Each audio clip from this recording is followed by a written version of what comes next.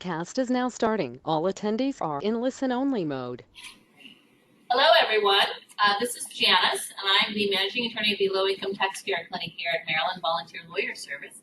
I want to thank you all for joining us. Unfortunately, Heather's not able to be with us today, but we've got a great crew here to discuss this topic of the intersection between tax law and human trafficking. So thank you very much for joining us. Just a couple of logistics. If you have questions, if you could please put them into the question box that's in your column there.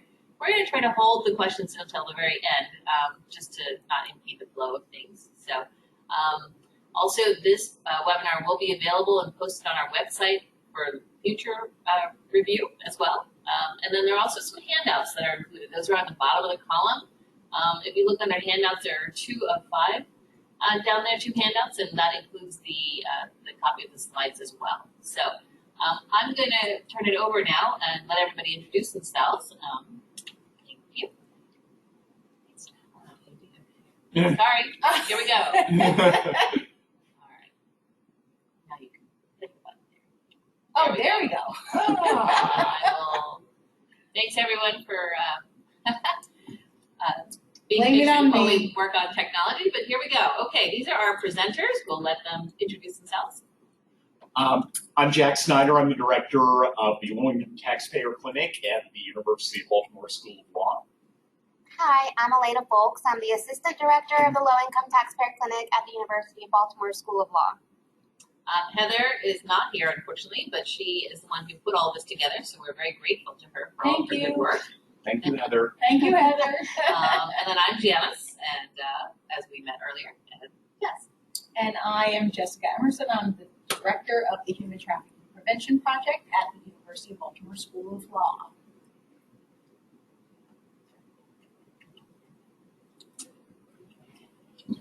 I'll try again. No, is it not moving? Here. Okay. Sorry. Okay. There we go. That's weird. Okay. Yes. All right, so we're not going to focus actually on trafficking today, but we are going to talk about the intersection between human trafficking and tax.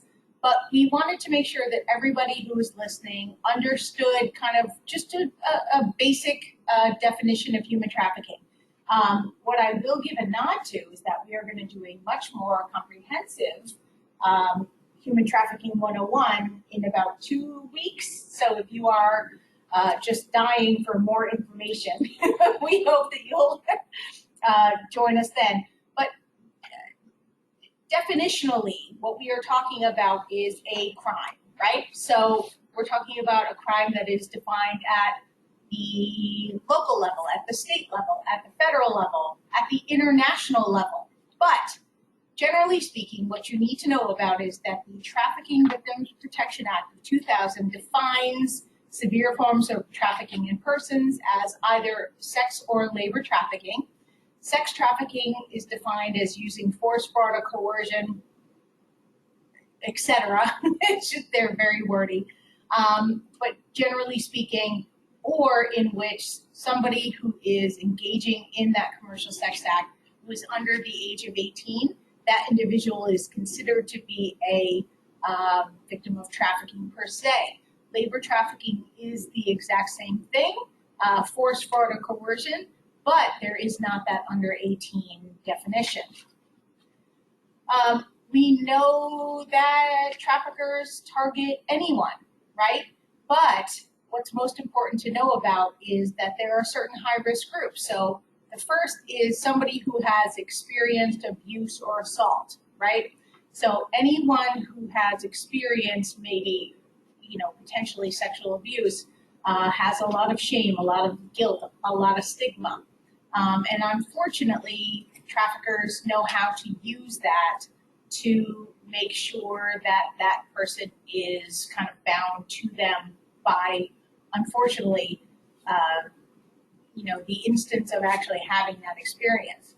I've experienced survivors who have had folks, for instance, to say like, well, your uncle's been taking it for free for all these years, and now I'm here to tell you how to take it on your own. So it's a really complicated relationship. An unstable immigration status, I feel like that's kind of, we kind of all get that. Drug use and abuse is interesting because I think nobody would have any difficulty understanding that if I gave you a drug to make you do something, that might kind of bound you to me. But what we see a lot of the time, unfortunately, is folks who get off of drugs and who get off of drugs at the behest of a trafficker who says, you know, you're too wonderful to, you know, to do this kind of thing. And, you know, at the same time, what they're trying to do is make the person more profitable, which is crazy. Young folks, if anybody has or has ever experienced an adolescent, you will know why they are at high risk for being trafficked. But what we like to highlight and what we should highlight is runaway and homeless youth, LGBTQ youth, who make up close to half of the runaway and homeless youth population, or young folks who are involved in the child welfare system. And you know, these young folks are people who don't have, you know, an adult in a position of power or in a position of influence over them. So these folks are particularly at high risk. That being said, again, we're going to go way more into this next week. All right. So this is a map of the calls to the National Human Trafficking Hotline in 2017. This is a slightly misleading map in that this does not indicate any time where a human trafficking incident has occurred. What this map shows is a time where there was a concern about human trafficking occurring in this particular place. I think it's an important slide to use in that it shows that we are reporting human trafficking around the country. But what we need to understand is that human trafficking happens everywhere because it happens where there are highways, it happens where there are airports, it happens where there are no highways and no airports. What human trafficking has to do with is vulnerability. And one of the things that traffickers unfortunately use to exploit their victims is their tax status, which is what we're going to get into now. Okay. So we've got sort of two tax portions of the presentation for today. I'm going to take you through very quickly and at a very, very, very high level the world of tax controversy, or tax planet, as I like to call it. Elena is then going to address some case studies we've seen of cases involving human trafficking issues. These are not common cases as tax controversies go, but these are cases that we think in the tax world are being underreported as tax problems, and that present unusual issues. And there are remedies available for this, and that's why we're bringing this to you. So here we just have, when might human trafficking survivors need specialized legal assistance? There are a plethora of situations where tax might come up here, but these are common ones that are likely to come up. These are true of anyone who might need tax relief, but particularly with people who've had human trafficking issues. If the person just hasn't filed tax returns, particularly over a number of years, if they filed incorrect returns, either on their own or under the control of a trafficker, if they're facing IRS collection action, if they're getting bills from the IRS. Incidentally, for the non-tax people on the call, the IRS will never just call a person or just send an email. They do not do Ignore that. that call. Yes, they do. The IRS deals with about circa 1990 technology. Everything comes in the mail, and particularly because we're brushing the fringes of the criminal law world here. If there are or were in the past any criminal tax cases. We're not going to be talking today about tax crimes specifically. Criminal tax is its own highly specialized area, and if it appears to you that a tax crime might have been committed either by the taxpayer you're assisting or possibly by a trafficker, this is something where it's very important to seek specialized help with experience in criminal tax. And just to give you a little background, the way that this all came about is that I was referred a survivor of trafficking who had a criminal conviction related to tax stuff, because that's all I understand. But I knew enough to say, something else is going on here. So I referred this case to Jack, who actually referred it to Elena, and then we kind of realized that this is an underdeveloped portion of the law relating to trafficking survivors. Right. So that's the background to keep in mind as I go through in the next portion of the program, so a sort of general overview of tax controversy. So tax, when most non-tax lawyers think about tax or tax law, they think about sitting around filling out returns. And yes, in a larger sense, that's involved, but that's not really what we're talking about today. Today we're talking about tax controversy, the area of law that deals with disputes between taxpayers and the taxing authority. We're just going to be talking about federal tax disputes today, but these concepts are generally portable to one extent or another to state tax agencies too. Tax controversy exists at both the administrative stage, where the taxpayer or the representative is dealing directly with the IRS, and there are also litigation cases, litigation of taxpayer versus IRS, or taxpayer versus the United States in a few cases. Which is what we've done. Yeah, most of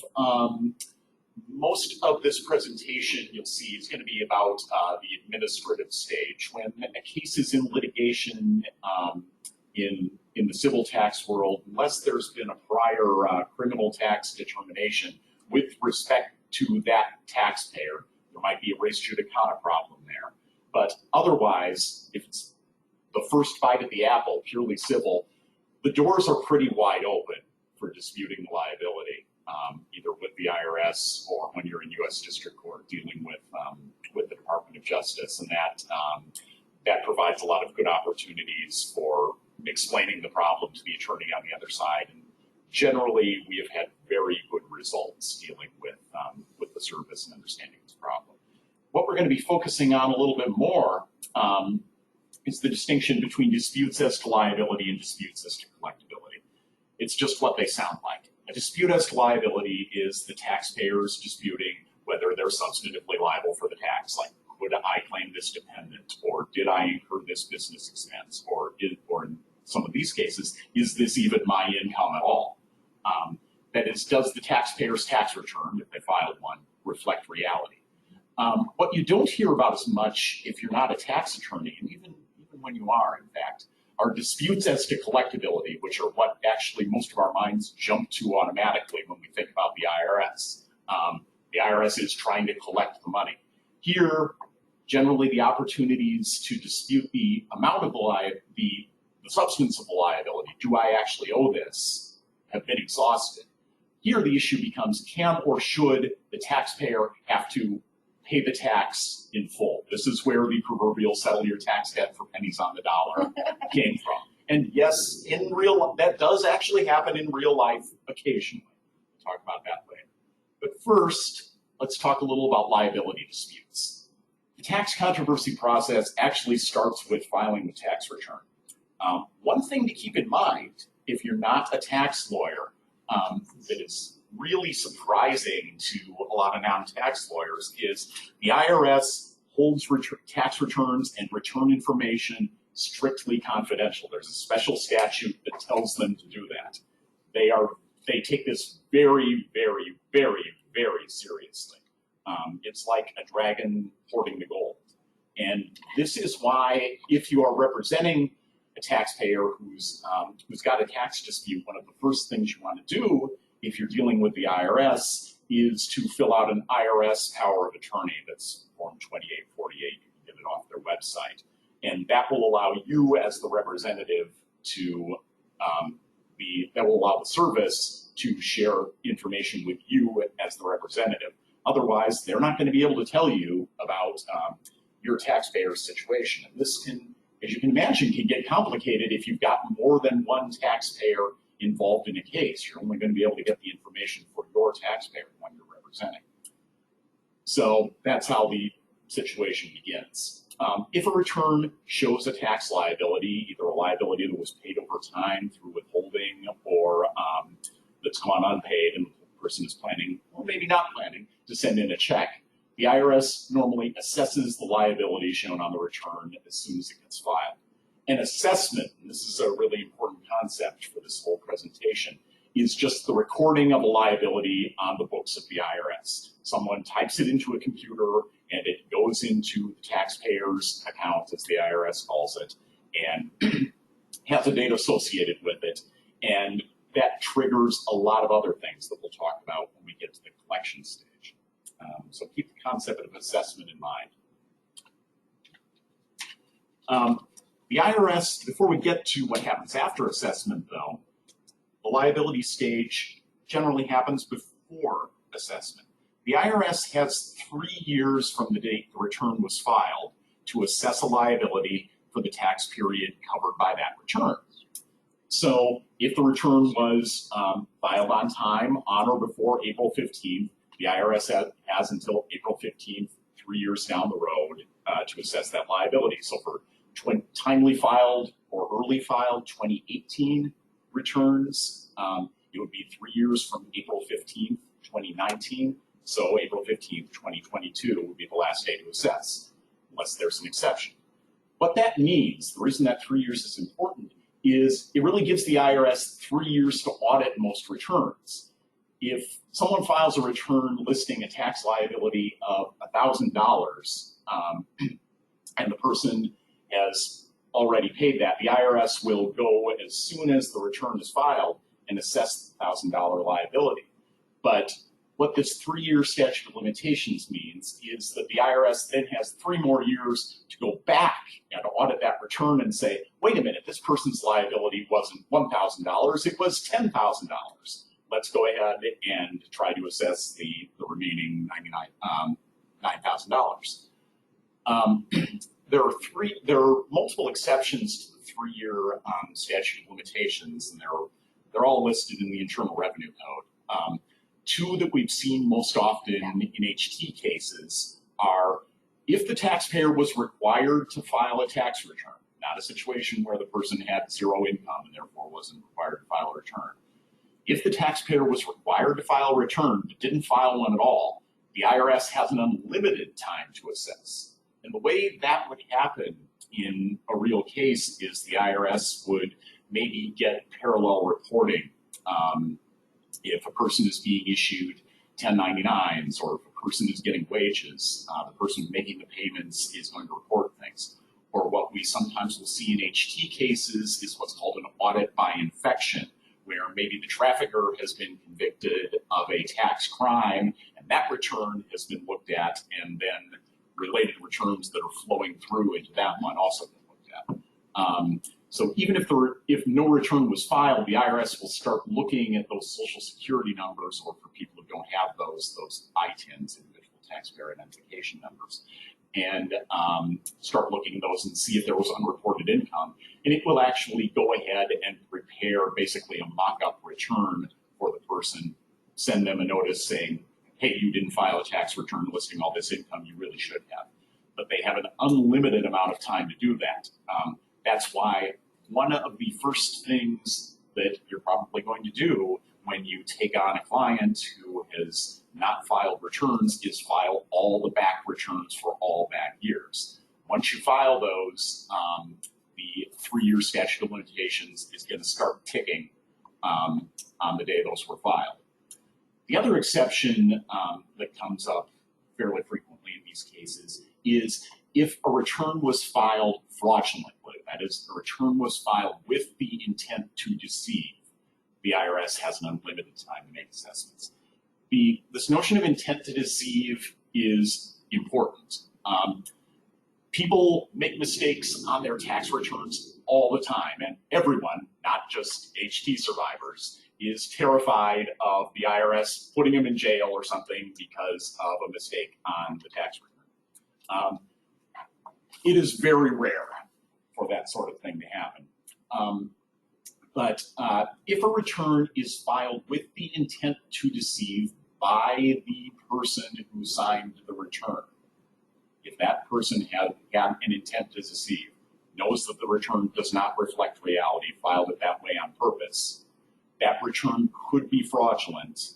And if the IRS proves it's fraudulent, there would be an unlimited time to assess. So the reason I'm harping on this assessment stuff so much is the IRS can't collect a tax liability without assessing first. So we're already looking ahead to the collection solution. Here we've got a very broad roadmap of the tax controversy world, at least the liability part. As I said, it starts off with the taxpayer filing a return. The IRS, one way or another, sees that there's a problem and then starts examining the return. When you hear a tax lawyer say exam, that means audit. It does not mean a test you can take if there are any law students listening. It means exam in the tax world means audit. I always frighten my students by saying that. And you should. Yes.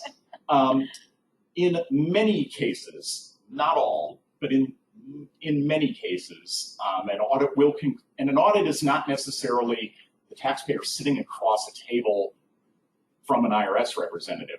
A lot of audits these days are what are called correspondence audits, where the taxpayer will just get a letter from the IRS saying, we see these particular problems with your tax return, send us documents explaining why you did things the way you did. And sometimes they say, whoops, we shouldn't have audited your return, no change to your return. Other times they say, no, we think you owe more. The following doesn't usually happen in those correspondence audits cases, but it can. A 30-day letter will come out. It's called that because you have 30 days to respond.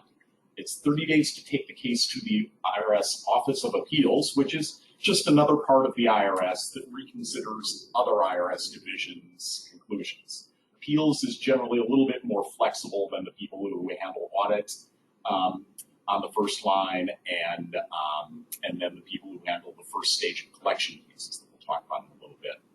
Most people, though, when they get really any IRS correspondence, some of them open it in our experience, but most of them simply file it in the circular file.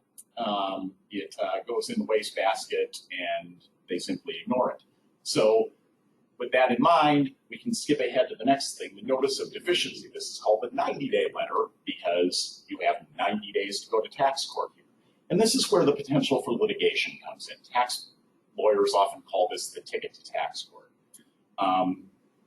This is a situation where notice the taxpayer still hasn't paid this additional liability and it still hasn't been assessed, but the taxpayer now has an opportunity to file a petition in U.S. tax court and to say to the tax court, no, I don't owe this amount. In fact, my liability is something else, which might be zero.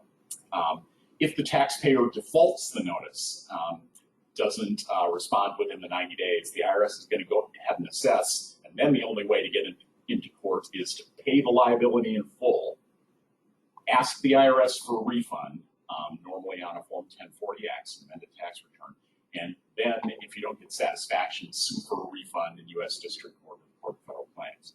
That's rare. So we're not really going to discuss that further in this presentation. The important thing to take away from that is if that 90-day period to petition the tax court has run out and the taxpayer still owes balance, the IRS is going to assess, and without paying it in full, there's no way to get court review of the substance of the liability.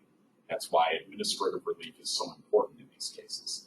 So reviewing all these documents, notice everything that we talked about here on this slide is a document. It will have been mailed to the taxpayer by the IRS. Reviewing those things will be the tax specialist's first step in determining what to do to solve the client's tax problems. For instance, if you see the date on the notice of deficiency and it's more than 90 days ago, you know that the window to go to U.S. tax court is closed. We've got a whole slide here related to fraud, and fraud in tax situations, particularly criminal tax fraud, is something that is relatively rarely brought up, even in HT-related cases. But it's something that every practitioner should be very aware of. Taxpayers, as I said earlier, should be required to file all required returns. If the income is above the filing threshold, which is relatively low, sometimes, even if there is zero income, the only way to prove you did not have to file a tax return is to file a tax return. And the IRS understands that. But even if the income came from an illegal source, the income needs to be reported to the IRS. The IRS is not going to run to other entities and tell them about the illegal source income, because the IRS has to hold tax returns and return information very confidential, even to other government agencies. But if that illegal source income isn't reported, then there's the potential for having committed tax fraud or just getting into the civil tax controversy system like we're talking about here. That's really what our clients report. Right. They are worried about reporting income that came from an illegal source, even if they were being trafficked. Right. Right. So that's another reason we've got all the information on this slide is first of all, the ideal way is to avoid the problem entirely by initially reporting it, but most taxpayers aren't going to know to do that. Right. So, as you can see right here on the slide, an HT client might have filed incorrect returns to avoid reporting income related to the trafficking experience, either out of fear of being charged or just the trauma of the whole thing. Or often we see at the behest of a trafficker. The trafficker one way they will exert control over the survivor is to say, okay, I'm going to do your tax returns for you. And that never ends well. And notice the aside here, even though the returns are wrong in a situation like that, challenging the substance of the tax liability can be very, very difficult. Even if especially if all the periods that I listed on the last slide have run out, the person who signs the return, not a third party like a trafficker, not the tax return preparer who might be an accountant or just someone who prepares returns over his garage, is held responsible for any errors. Signing the tax return puts the person on the hook. That's why we need the specialized tax relief that we're discussing in this presentation. And as I said earlier, if the returns appear to have been filed with the intent to deceive, the IRS may assert a fraud penalty. That's relatively rare. This is civil fraud here. Even civil fraud is relatively rare, but it can happen. Filing an amended tax return is not going to undo an original fraudulent return, but it's still a good idea to file an amended return, including that missing income. Disclosing that the original return was wrong shows good faith and may prevent the IRS from assessing a fraud penalty. So, moving past the world of liability disputes into collection matters, and this is where the vast majority of controversy cases tend to be, and this is where we've seen our HT cases. Once a liability has been assessed, the IRS has 10 years to collect it before it expires. So Assessment, 3 years from the time the return was filed, unless one of those exceptions applies. Collection, 10 years from the time of assessment. There are three major ways to get relief in collection cases. Currently not collectible, or CNC status as we call it, installment agreements, and offers in compromise. And in some limited circumstances, the taxpayer might be able to claim return preparer fraud relief. We don't have a lot to say about return preparer fraud. It's a purely administrative thing that the service has been trying to develop over the last couple of decades. But because there is a legal requirement that once you sign a tax return, you're on the hook with respect to that return, it's hard to demonstrate fraud by a return preparer. And that's why the collection issues that I'm about to cover are so important. So those remedies, currently not collectible status, CNC. It's an administrative remedy created by Treasury regulations and the IRS. It doesn't have any judicial existence, but it's just what it sounds like. While a liability, and it goes year by year, it's not the taxpayers placed in CNC, it's the liability is placed in CNC. The liability continues to exist and continues to accrue interest, but the IRS no longer attempts to collect it. They'll assess tax periods placed in CNC every year, and if the IRS is getting reports like wage reports or 1099s, the taxpayer's income has gone up a lot, and it does have to be a pretty substantial increase, although there's no hard and fast rule. The year will be taken out of CNC and collection will resume. While in CNC, the IRS will likely file a notice of federal tax lien against the taxpayer's property if the taxpayer owes a large balance. That sounds much more damaging than it is. Notices of federal tax lien for a variety of reasons no longer affect credit reports. It can be an issue if a person, say, is trying to get a home equity loan based on a property that's got a federal tax lien against it, but that's not as catastrophic as it sounds. A more problematic thing, while someone's in currently not collectible status, is refunds from future tax years are going to go toward offsetting the balance too. And after the collection statute of limitations runs out, the IRS won't be able to collect any further amounts. So what CNC really is from the taxpayer's point of view is the person is waiting out the collection statute clock. So this is potentially a good remedy if there are only a couple of years left on the liability for the IRS to collect. Another alternative is the installment agreement. Again, just what it sounds like. The person pays the balance over a period of time. Depending on the amount and how much the taxpayer is willing to pay, requests can be extremely simple and done over the phone, or they can be very involved and require a lot of substantiation, like we'll talk about in a couple of slides. A request for installment agreement suspends collection action and also will temporarily suspend the collection statute of limitations. Don't have a lot to say about installment agreements. It's generally a mathematical thing. Substantiation we're going to cover here with the third remedy, offering compromise. This is, as I said earlier, the proverbial settle your tax debt for pennies on the dollar. Those offers do happen, but they are somewhat the minority. In order to be eligible for an OIC, as we call them, a taxpayer needs to be in filing compliance. So that's filed all back tax returns that were required. It's another reason you start off a case by filing returns.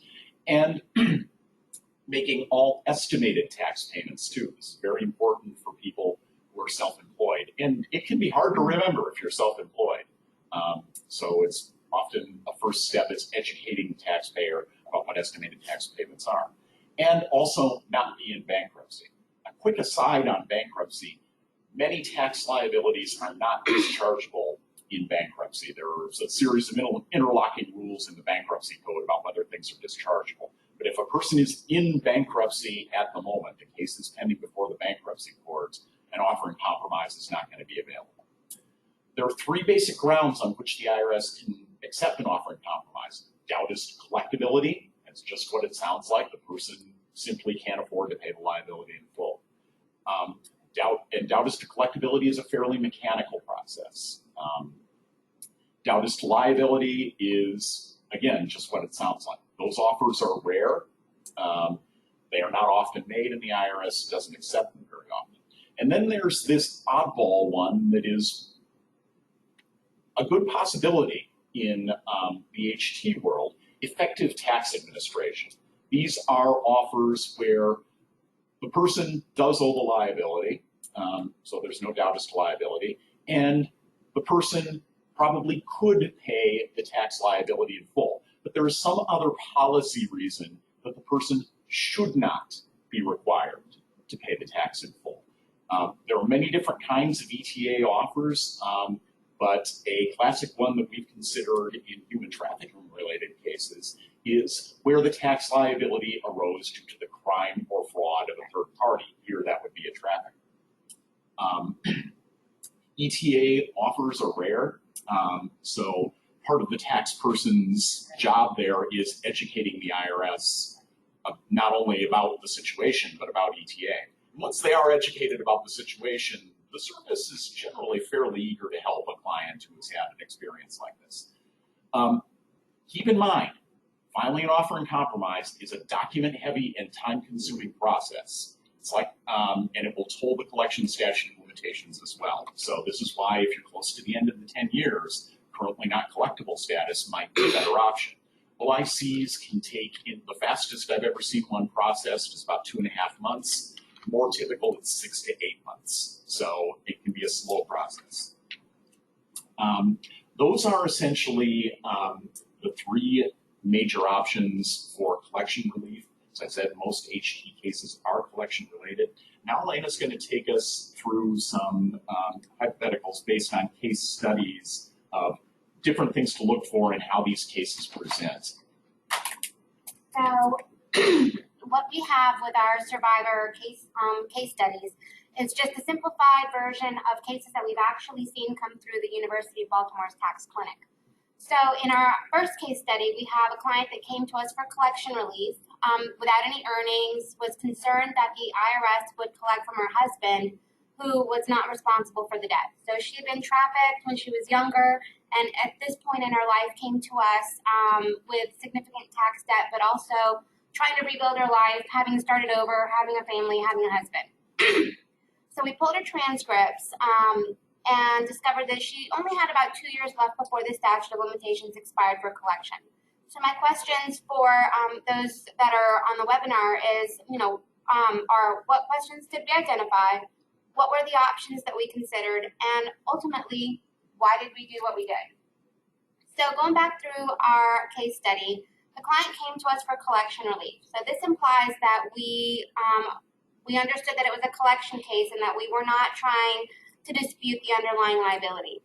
The first step of any of the cases that come to you that you suspect may have tax problems would be to ask the client, do you have any notices from the IRS? Why do you think that you owe the IRS money?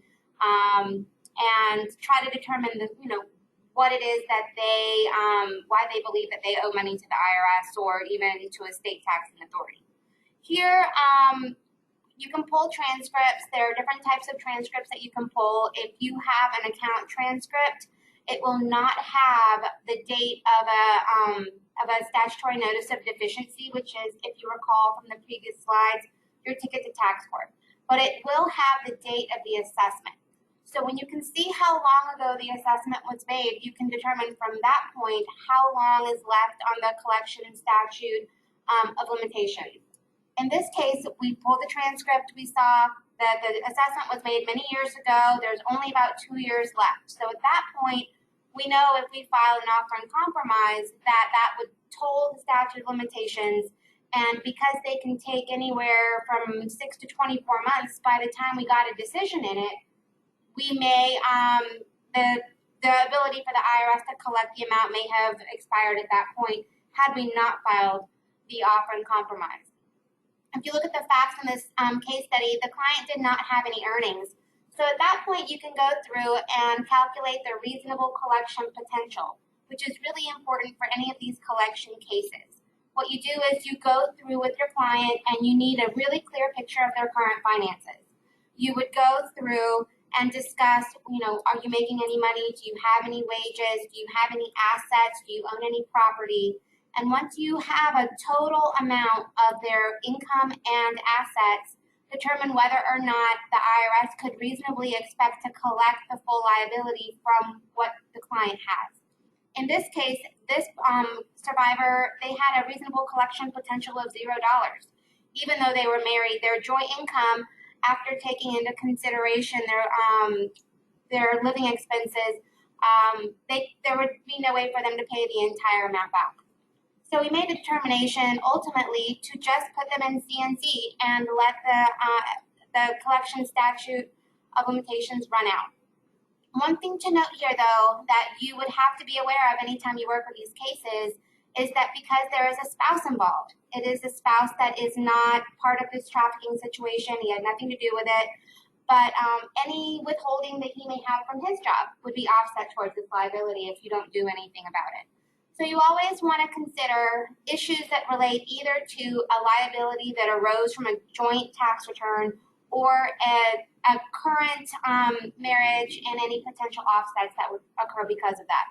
So you can request what we refer to as injured spouse release, and that is a form that you file along with your tax return that alerts the IRS that the injured spouse, in this case the non-trafficked spouse, is not responsible for the underlying tax debt, and it would allow him to be refunded his portion of any withholding or any refund that's attributable to him.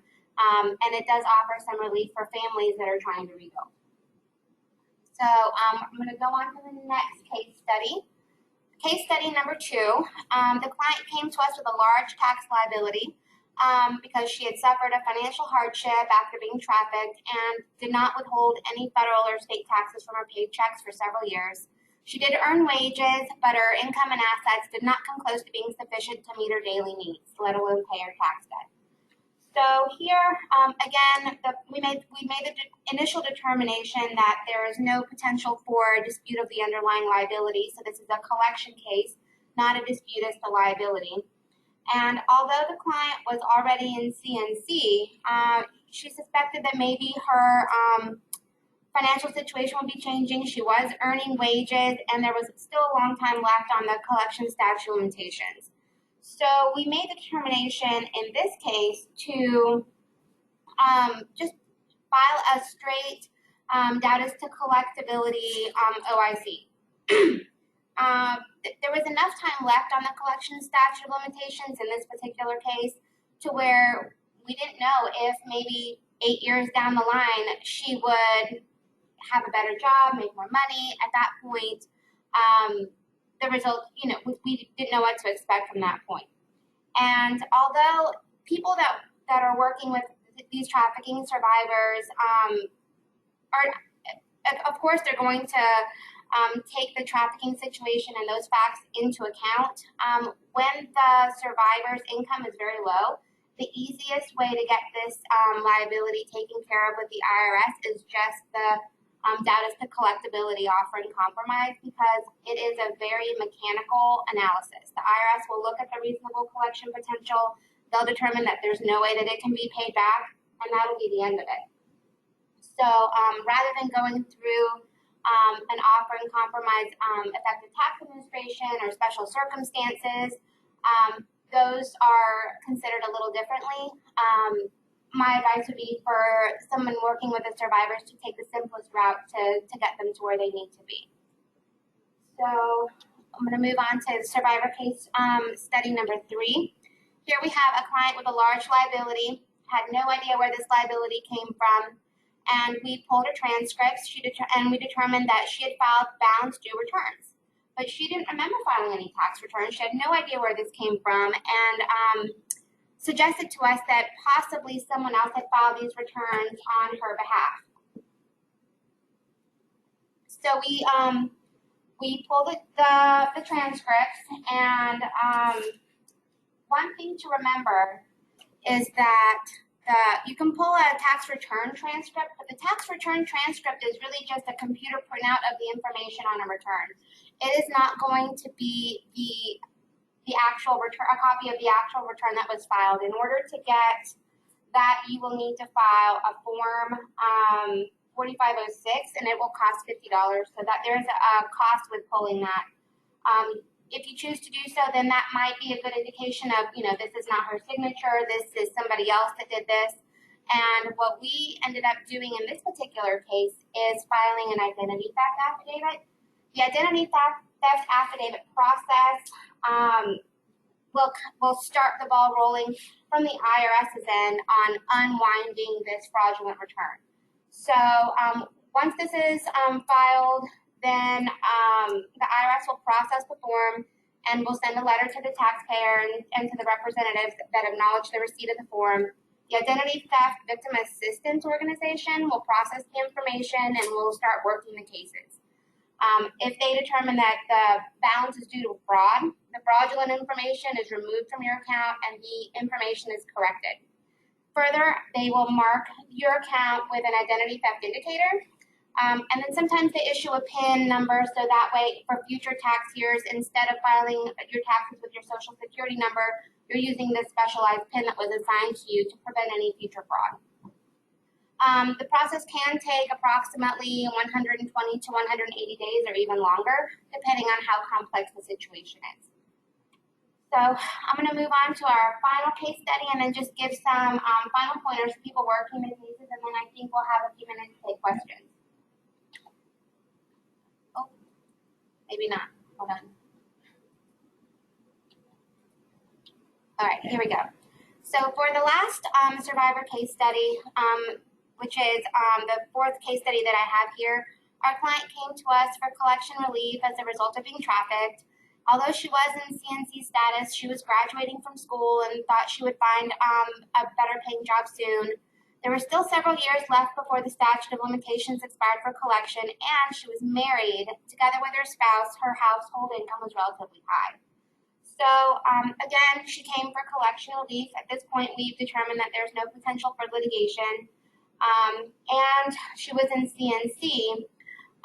So I would recommend that anytime you have a client that comes to you in CNC, just to remind him or her that CNC is reevaluated annually, and that at any point if the IRS determines that the account is collectible, the collection will resume on that. So ultimately, because she was married and her spouse's income was higher, she would not have been a good candidate for doubtless collectability offer in compromise, because the reasonable collection potential does take into account household income, not individual income. So what we ended up doing in this case is filing an offer in compromise for effective tax administration. And that just tells the IRS, yes, the reasonable collection potential would cover the entire liability. However, there is this very compelling reason why you should not collect it, why it wouldn't be just or equitable in order to do that. And anytime that someone is able to do a straight status of collectability, OIC, that should be the first avenue that's taken, because the effective tax administration offers in compromise are reviewed differently. They take longer, they are more complex, and they're less likely to be accepted. But with cases that have really compelling facts, such as human trafficking victims or situations where you have survivors, this is always an option that should be considered as well.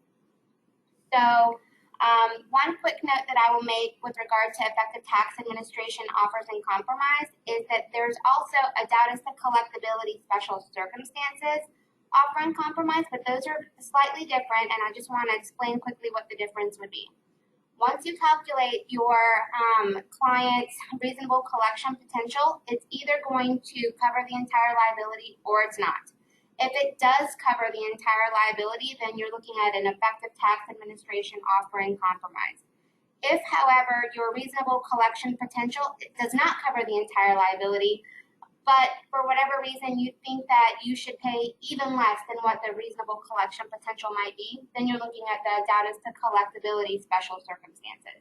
And just to give you an example, say the taxpayer owes $100,000, but has assets or income making the reasonable collection potential $50,000, but the debt arose from being trafficked and your client is willing to pay $1,000, that would be special circumstances, not an effective tax administration. So that's, those are just a few examples of how these have come up in our clinic. And yeah, there we go. And then quickly, I have a couple of bullet points in my notes that I wanted to remind those that are working with survivors. And the first thing is that you should remember that Circular 230 imposes additional ethical obligations on someone that's practicing before the IRS. So yes, as an attorney, you'd be bound by your rules of professional conduct, but you also have to pay attention to the rules that apply to conduct to practice before the IRS. So Circular 230, which is easily found online, is something that everyone should review prior to working any tax cases before the IRS. And the second thing is to remember that, like Professor Snyder said, that anytime you have criminal tax fraud as a potential, be sure to review the case with someone who is experienced in that specific field. And finally, I wanted to make a note about the concept of equity in tax cases, especially when we have cases such as this with the human trafficking aspects. The clients will come to you and the situation seems inequitable and unjust and you want to be able to help them, but there is a very limited role for equity in tax. The concept of equity doesn't exist in tax law unless it is statutorily included in a provision of tax law itself. So you're never going to be able to go into a court and plead your case to a judge and convince them that the situation is unfair and there should be relief involved. And just to give you an example, if you have a trafficking survivor that comes to you that claimed additional dependents on their tax return, no matter the circumstances, no matter whether it was at the behest of a trafficker, no matter whether they were in this terrible situation, the judge will not be able to adjust the liability because there is no provisions for equity within that statute. The exceptions to that are the offers in compromise, ETAs, and special circumstances, and there's also some potential for equitable consideration in innocent spouse relief. But other than that, anytime you are relying on the individual circumstances to make an equitable argument, I would consider following the route to collection relief rather than disputing the underlying liability, and because you'd be more successful making those arguments with the administrative forum rather than in court. So I just wanted to highlight that for people that may not be familiar in practicing in an area that is purely statutory. So,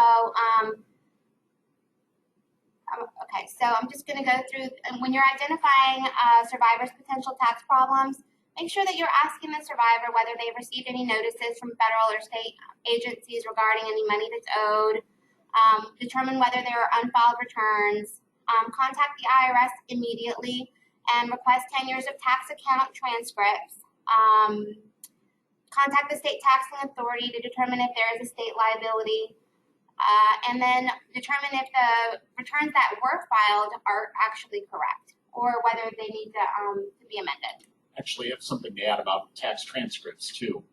It's possible for taxpayers to get them for themselves, and in a situation where you're not a tax specialist yourself, and the taxpayer is reliable, that may be how you want to begin dealing with this, particularly because it takes the IRS anywhere from 3 weeks to 10 weeks to process a Form 28 IRS power of attorney. And during that time, they will stop at the end of June faxing transcripts to people over the phone. So you're not going to be able to get that information until that gets processed. So the taxpayer may need to be the one to request the transcripts, and that process is explained on the IRS's website, irs.gov. It's pretty straightforward. And so some final things that you can do in order to help survivors that come in with potential tax problems is to ask them to pull copies of his or her credit report. And this won't tell you whether they have a tax balance, but it may alert you to the fact that there may be an issue of identity fraud. You can search public records for any liens on property. But always note that tax issues are very time sensitive, especially if there is any potential whatsoever to dispute the liability in court. And if you have any further questions, obviously you can contact any of us. Feel free to reach out. Our contact information is here in this final slide. So this is Janice again from MBLS. I want to thank our wonderful panelists here for a very comprehensive overview of tax issues and how it might affect human trafficking survivors. Just to remind everyone that if you are interested in taking a case and applying some of this wonderful knowledge that you've just received, you can volunteer with MBLS and take cases through us. So the next slide next slide please. The next slide just shows you how on our website we do have a pro bono portal. Next slide please. And how you can find cases. So our cases are color coordinated there as to the type or category of case. And then so you can choose that and then read a little bit about each case and let us know if you're interested. So finally, we do have some upcoming training and volunteer opportunities. At this point, I'd like to remind anyone that if you do have questions, to please go ahead and put them into the box, and we'll be happy to answer them at this point. So, very good. Well, I have a question regarding the illegal income that a trafficking survivor might have. And my question would be, how would the IRS know about that income? So sometimes we have this discrepancy between what the client might think they made versus what the IRS might think they made, right? And then we have this issue of the client not reporting all their income. But in the case of a trafficking survivor, and if the income was legal, right, probably there's no 1099 being issued there. Oftentimes that's going to be, as I was saying, one of those audit by infection situations. The case where we've seen something like this was a situation where there had been a prosecution of the trafficker that some of the survivors had been involved in, and the service then started examining those returns. I believe in that case, that examination actually didn't result in any liability. We've also seen situations where a trafficker has actually said things like, you trafficking victim, need to report my income because I'm not going to do it. It can arise in all kinds of bizarre ways in these cases. Okay. We do have a question here. If someone would like to read the question. Sure. So the question is there a local support to help survivors who have received consulting stipends in addition to basic income? If so, who could we connect them to? I would say if you have a question that is specific to a particular person or a particular client, that would be something we'd be happy to talk to you offline if you want to contact one of us individually. But just generally speaking, if you have consulting stipends, that would be considered income and would likely be taxable. So that would be something to gather all the records on that you can from the client, and then determine whether or not there were returns filed that may need to be amended to reflect this additional income. What's a consulting stipend? A consulting stipend, just looking at the question, I would assume would be additional income for some kind of a consulting service. So anytime you have any type of income whatsoever, it's considered taxable unless there is an exception contained within the Internal Revenue Code. All right, any other questions, please? Go ahead and put them into the box and we'll be happy to respond to them.